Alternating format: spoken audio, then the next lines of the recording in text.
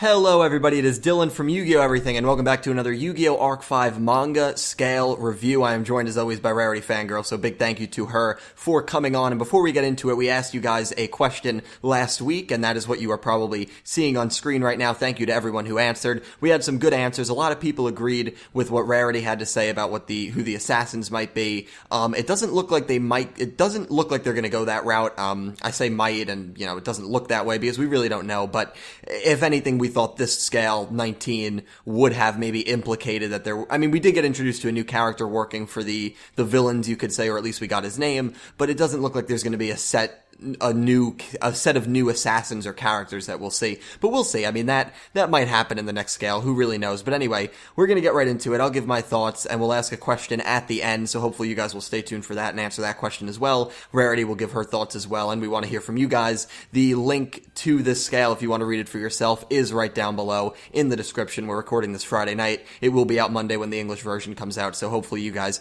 do check it out, because it was, generally speaking, an enjoyable scale. I liked it a lot. I know Rarity liked it. Rarity has called it her favorite scale, but she'll talk about that. So it starts with, as we know, the Reiji and Yuya duel concluded scale 18. There was no duel in this scale, but it wasn't lackluster, and I know a lot of people will say, what can Yu-Gi-Oh! Yu-Gi-Oh! Is at its best when it's able to perform well without duels, because the duels are kind of always a given, and so this was one of those scales that really kind of emphasized that, because it was a very enjoyable scale, and it was just a big chapter for character backstory and character development, and that's what we got, especially from the villain crew. But it starts with Shingo and Shun looking for Akiba Reiji, and they run into Yuzu, and they have a very funny interaction scene. Yuzu at one point calls them Akiba Reiji's lackeys, and I thought that was funny. It's just because they're so contrasting characters. You have Shingo, who really is a clown, and then you have Shun, who is just this serious, badass character. And so I just love how Yuzu kind of just puts them all into one category and just calls them both lackeys. They go at it a bit. Her and Shingo have a little bit of tension, and that was one of the best parts of the scale. They say, oh, well, we heard some kids talking about a phantom ghost or something along those lines by the sewers. And so Yuzu leaves, and Yuzu knew where Akiba Reiji was. So they basically exchanged information, because Yuzu said Reiji was at the airport. So Reiji, I guess, is flying out of the country. Who really knows? But Shun and Shingo go for answers. They go to Reiji's headquarters.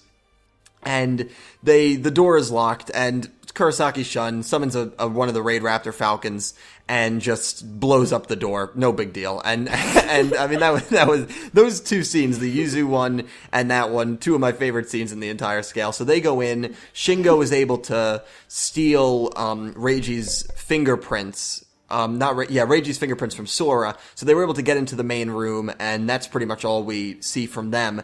And then we go to we don't go to the antagonists, we go to Yuzu, and Yuzu goes to the sewers and talks to the kids, and they say, oh yeah, we've been hearing weird noises coming from the sewers. And we go down there, and Yuya is training with Yugioh, learning how to ride a D-wheel, which is kind of, the only U-boys we've never seen ride a D-wheel are Yuto and Yuri, so it makes perfect sense that it's Yuya and Yugioh training. And Yuzu goes down there, and she starts talking to Yuya. She gets splashed with water, and she starts talking to Yuya. And it's interesting because she makes a very good point, and she's like, well, if you guys can just switch bodies, why don't you just let Yugioh switch bodies whenever you need to have a riding duel? And Yuya's like, people are coming for me on the D-wheel, so I have to learn how to ride it. And Yuya's like, yeah, I guess that's not really a bad theory. And he's like, oh, I can't slack off anymore. I gotta get back to training. Pretty much indicating that Yugioh knows a lot more about what's happening than Yuya does. And then we have a brief interaction between Yugioh, Yuri, and Yuto, the other three U-boys. And they're just talking, and they're basically like, yeah, why are you, training Yuya so vigorously and so, vigorously? That's a good word to use. And, they're basically, and Yugioh just goes, look, the Adams factor, or actually Yuri makes that point, but he's like, sometimes I fade in and out of consciousness. It's happening more and more. I think my lifeline is starting to fade away. And then Yuri kind of theorizes that as the Adams factor gets stronger within Yuya, they're kind of getting killed off, if that's the right term. They're kind of fading away. So something like that. So that'll be interesting to get your thoughts on that, Rarity, and to get people in the comments below. Then we go to the Sora, Ren, Eve, and we get introduced to this Dr. Isaac, who is a very highly respected doctor by Eve. And Isaac basically says something along the lines of, I don't consider myself a good doctor. So many times I was unable to save you. And Eve says something very interesting, and Eve is just like, we've repeated our lives so many times. No matter what happens, we're always going to be tied to our first memories. Me, Ren, and even Sora. So Sora, according to Eve, has been with them since the very beginning, since all this time traveling. And I'm going to wrap up my synopsis and then I'll give it to Rarity, but you know who this reminds me so much of? It just reminds me a lot of Iliaster. And Eve reminds me a lot of Zone, being in that machine and being very calm and from the future. And Sora reminds me a little bit of Sherry. Not saying that Sora is going to defect like Sherry or Sora kind of started out as a good character, but in the sense that Sora's main motivation seems to be family-based. It seems to be based around his sister. He says, I'll do anything to save you, sister, which is kind of similar to what happened with Sherry, with her father in 5Ds, and her father and her mother, really, that both got killed off, and Zone said, I can bring them back. So, just a lot of similarities, and maybe Ren you could compare to an Aporia or something along those lines, and Isaac, maybe a Bruno, I don't know. But it's just interesting that there were 4 members of Iliaster, and initially seems to be 4 members. One is in a machine and seems to be very calm and the commander of everything, who is sick, and that was Eve, very similar to Zone. Sora and Sherry share the, even though I guess Sherry wasn't an immediate member of Iliaster, I guess that was Paradox, but by the end of it,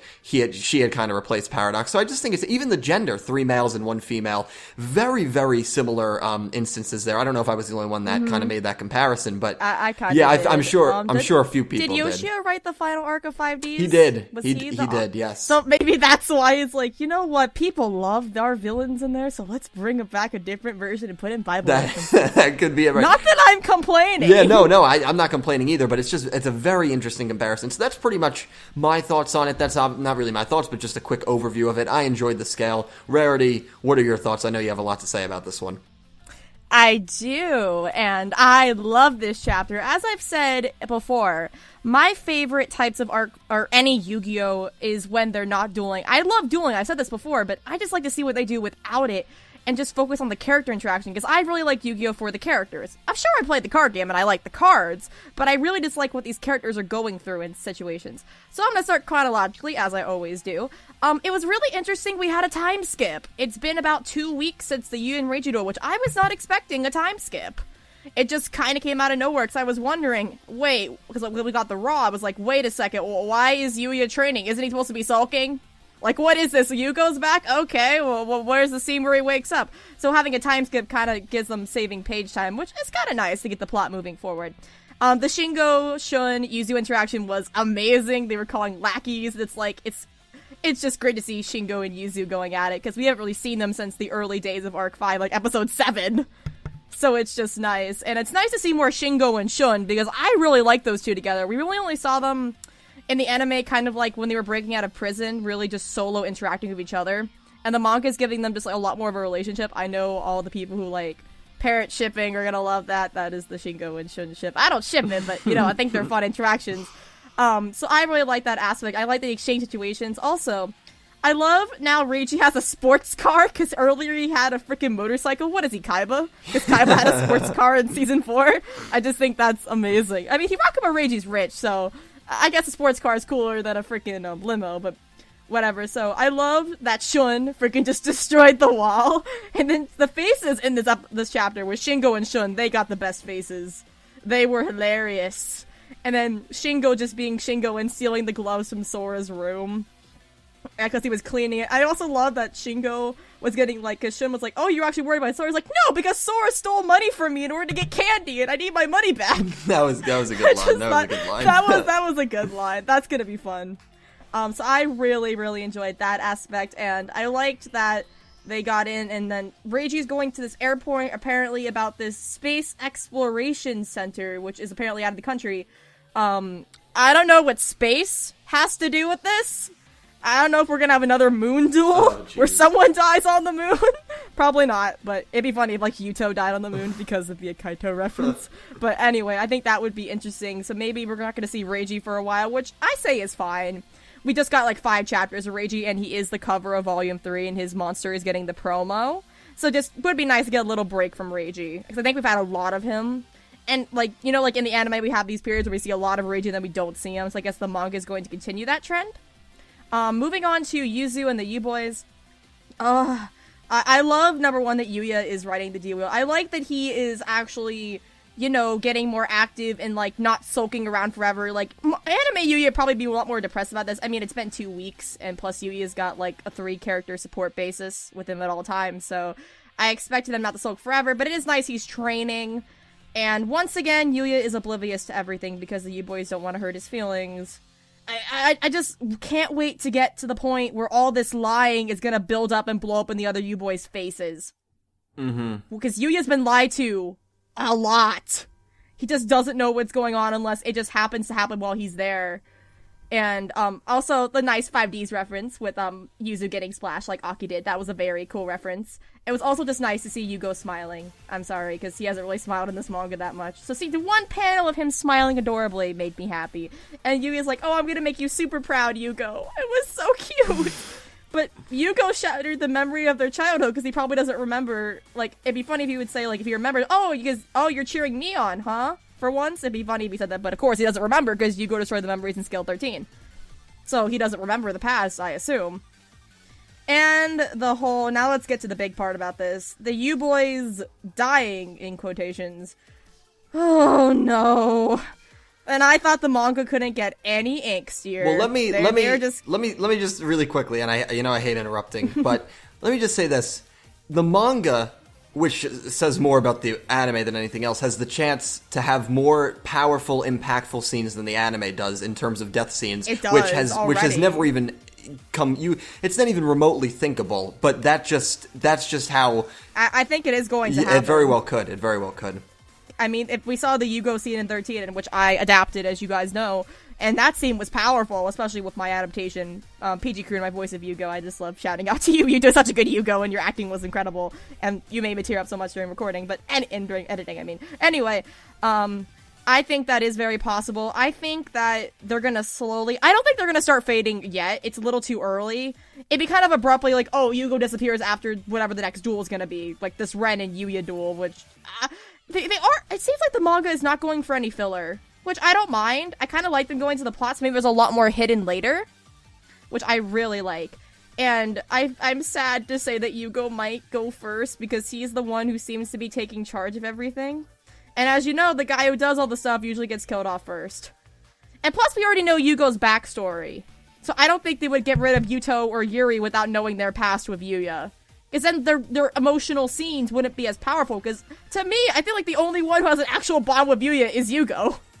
Because he's the only ones who showed any real emotion. I know Yuto and Yuri aren't the most emotional characters. I mean, Yuri's yelled, sure, but Yuto hasn't really shown much of emotions, I guess, aside from a concern. But that's just me. But I really think it's heartwarming to say, like, oh, before I go, I want to teach Yuya everything I can. I'm tearing up just thinking about what's gonna happen. I know I'm a U-boy fangirl, especially a Yugioh fangirl, but oh, it's just so sad to think about. But I'm gonna get away from that angst for a bit because I don't want to start crying during this review. Okay, Ren and Sora, I guess Sora just got caught up. I kind of like that Sora's a little bit confused about, like, Ren seems to be really in a rush. And it turns out Eve has an illness, so maybe that's why he's like, I don't want to see Lady Eve getting hurt anymore. Like, I want this to be fast. And remember what I was saying about the burns? If these guys have repeated lives, as you said earlier, Dylan, could the burns be, like, part of the disease? Or, like a consequence of repeating life so many times? Because Eve seems to have the biggest burn out of all of them. Isaac may have a burn, but his eye seems completely fine. The burned part of his eye seems completely fine.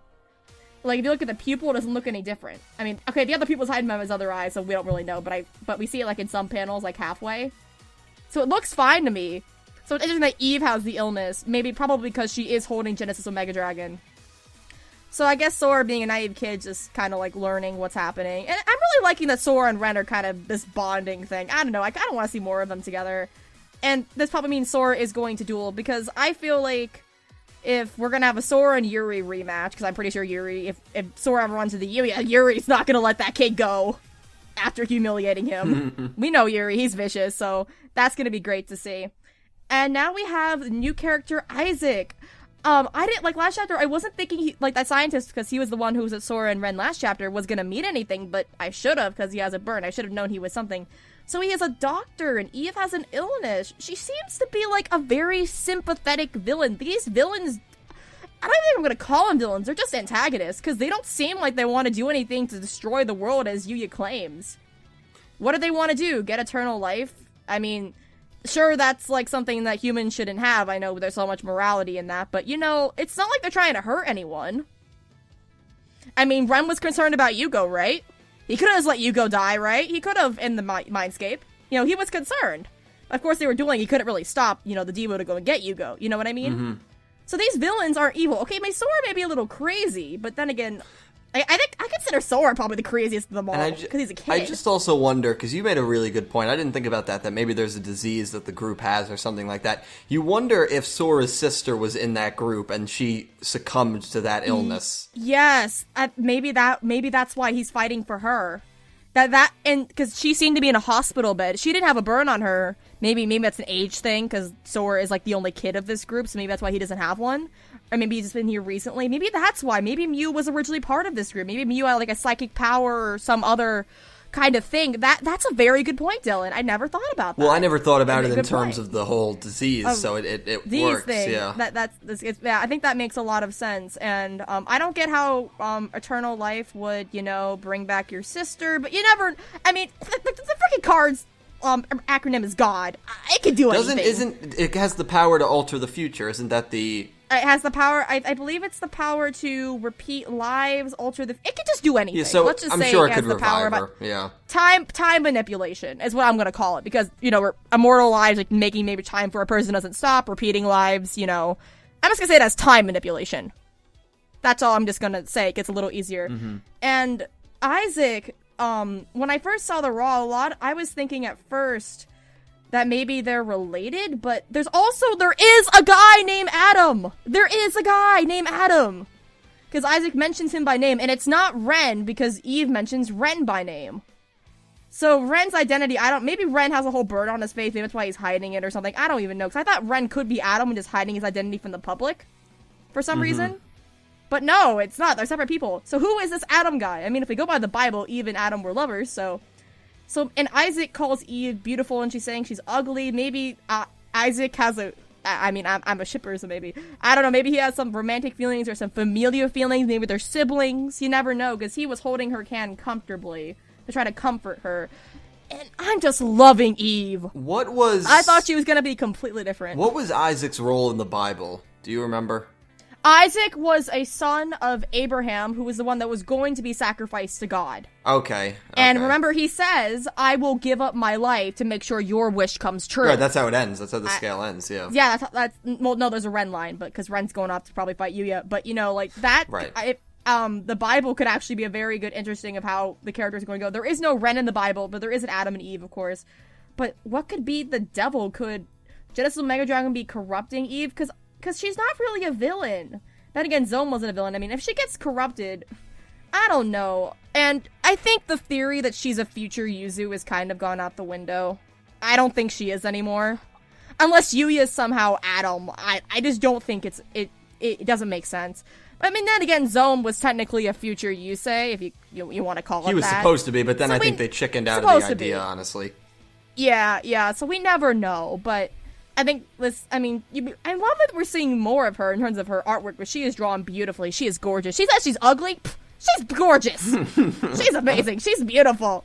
I love this villain. I'm in love with her. But yeah, and then so that's gonna be interesting. I can't wait to see more of Eve. I hope we're gonna see more of her just interacting with her. I want to see her interact with Sora. And another thing I find interesting, if Eve is like friends with all these people, why is Ren calling her the word mistress? I can understand the word lady, but why the word mistress? Why? Because that's usually like you're an underling term, but it seems like Eve, she is the head honcho, but she seems to care about everyone. So what is that? Is that just a Ren thing? That he's a nobility, he has to call her that? Is that a Ren thing? Because Sora doesn't seem to call her that, or Isaac. So it's just too many questions we don't know. And we have the next chapter is most likely going to be a Yuya. Yugioh. I want a Yugioh Yuya team up because we haven't had that yet versus Ren. And it seems like they're going to be dueling in a circular course, and Ren's using one of his other duels that's small, so I'm guessing it's going to be a circular course because... But then again, he's looking out for Yuya, but why wouldn't he duel Yuya with his full strength, with his regular runner? Like, why wouldn't he? That doesn't make sense. Right. Like I don't think he's gonna find Reiji, because Reiji seems to be in frickin' other country space, whatever. I don't know. Could he be looking for someone else? Could he just be scouting? I mean, it doesn't seem like he's ready to duel. He's putting on his glove, sure, and he's riding a smaller D wheel. Maybe it's more built for speed. You never know. But I love this chapter. I rambled on it for probably a long time, probably like 8 or 10 minutes. But you know, it's my favorite chapter now, so I kind of have to. And I guess I'll say this here because it'll be announced on my channel on Saturday when I'm because of lack of interest, Zexal's not going to happen, guys. I'm really disappointed about that, but I'm going to be dubbing this chapter, though, and probably the little arc after this, depending on how it goes, because if they are riding in a circle, that'll be a little bit easier to audio edit, but yay, I get to dub my favorite chapter, and you guys get to hear more of my manga stuff. Aren't you all happy? Because you all want more Arc 5, and you keep asking me for it. Well, I'm giving it to you, because that was always the backup plan if Zexal didn't work out, so... But I'm happy I found something where, like, all the characters are in it, and I just can't wait to fight with frickin' Shingo as Yuzu and be great as Eve and give her, like, my own take on her, because, you know, I get to be, like, develop her in, like, my own voice way. It's gonna be super cool, but that's all my thoughts on this chapter. Do you have anything else to add, Dylan, before we get to the question? I really don't. I think it would be interesting if you talk about how maybe he's scouting someone. Wouldn't it be interesting? I don't think this will happen. I don't want to start any speculation if he goes and duels Jack Atlas or someone, and they actually do have legacy characters. I don't think they would do that. Say no. I'm gonna say no too. I hope they don't do that, but no. We'll see. What if he duels Dennis? What if he duels Dennis? I guess he did ride. Oh yeah, D-wheels, one more thing. One thing. If we're gonna go to scoring, I guess because I know usually it asks me to score. This is a 10 out of 10, but I think Zoids wants me to say the 0 out of 10 because Dennis didn't show up when I would. For me, I guess I know he wants to play him. I mean, I'm fine with it because if Dennis shows up as like a Yugioh aid, I prefer that in terms of a plot point for him anyway.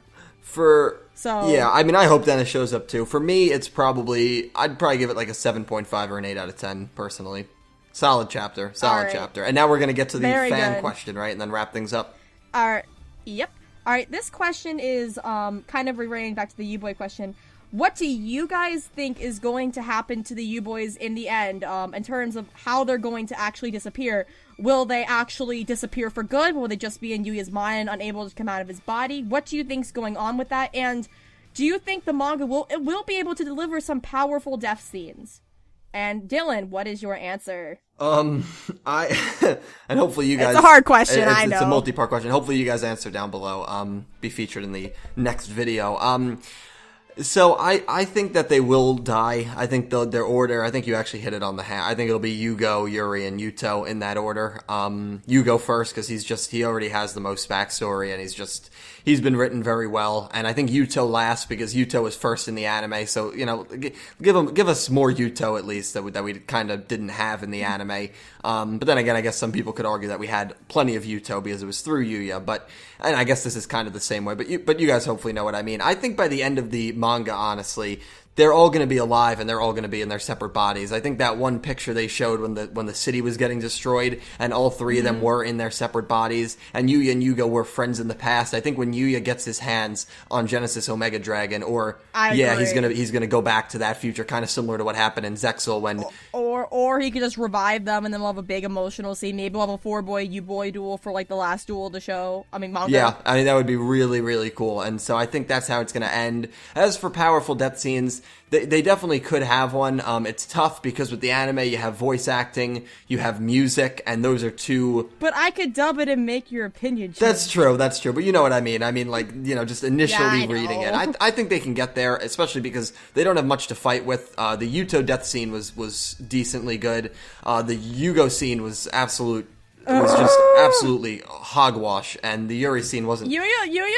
Yuri at least went down kind of respectfully, I guess. Yeah. Just like make it quick or something. I mean, we have to see how the anime ends, but I mean, we're gonna get some angsty talking about death with the Shun and Yuya duel, so I hope we're gonna get something. That show needs that episode maybe can save the show. I mean, I don't know. Let's hope so. I mean, it's no below bow animation. Yeah, so it'll be good. And we have a Dark Side of Dimensions animator for Dennis versus Yuya, so we're getting maybe like they're saving all the good animators for the last few episodes. Yeah, we'll see how that ends. But all right, so that's my opinion. That's my opinion on it. I think I actually really do agree with you. I think they are gonna fade probably permanently. It would be, I think what would be interesting is that there is a point where Yuya goes into his mind, maybe trying to find memories or something, and the Atom Factor maybe corrupts him. You know, like, maybe there is a berserk mode in the manga, and that's what kills the U-Boys off. Now, that would be a little cheap, but just think about the devastation Yuya would feel if he just realizes that, or maybe he even forgets about the U-Boys entirely. I mean, memory is a big thing in this manga, right? He just forgets them, like, who is Yugioh? I only had you two. Or maybe just Yuto at the one, maybe he forgets Yuri. I just think that would be really powerful, like this amnesia thing, and then Yuya will be all alone and not know what to do. And it'll be really depressing. But then again, they haven't shied away from manga ink, so it'll be just more fun to explore over the next 2 or 3 years of this manga, which I am long happy this is not gonna go away anytime soon, because with the Arc 5 anime ending, I fell in love with the characters, and of course me dubbing the manga, giving you guys some good content, and it's really what I do. So I'm just really happy this manga is not ending, and I get to keep doing these reviews with you, Dylan, because this is our 5th review, and I just love doing with these every month. I'm pretty sure our viewers like seeing them as well. Us talking about probably Arc 5 after it ends as well, so that's what I have to say. Yeah, I'm glad you came on, Rarity, and thank you to everyone who tuned in and listened. That is right, our 5th manga scale review. Started doing these at 14, and so looking forward to the future. And yeah, we still got a lot of Arc 5 manga left, even though the anime is wrapping up. We can kind of live through Arc 5 with these manga characters, even though obviously they are pretty different, but still same designs and whatnot. So, you know, at least we still have Arc 5 to some degree. And in the anime... Well, semi-same design. Yeah. And in the anime world, we have Varanes, which I know a lot of people are happy about. So, Yu-Gi-Oh!, you know, it's looking good. But anyway, guys, thank you so much for watching. Please answer the question. Leave any thoughts on your opinions. Leave any of your opinions, I meant to say, down below in the comment section. Have a great day. Thank you for watching. I will talk to you guys down below.